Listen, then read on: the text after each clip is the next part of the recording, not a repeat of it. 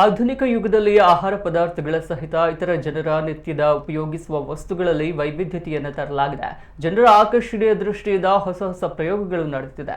ಇದೀಗ ಈ ಗಾಳಿ ಸಣ್ಣ ಮಕ್ಕಳ ಬರವಣಿಗೆಯ ಪೆನ್ಸಿಲ್ಗೂ ಬಂದಿದೆ.